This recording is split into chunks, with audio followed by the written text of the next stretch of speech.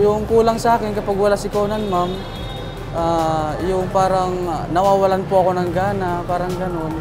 Parang kung wala siya, parang tinatamad po ako mag-duty.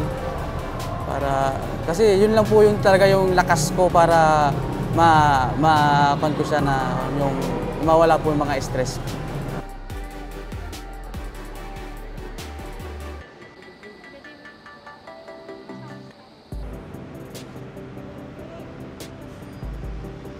Ngayon na may kasama ako, ma'am, masaya.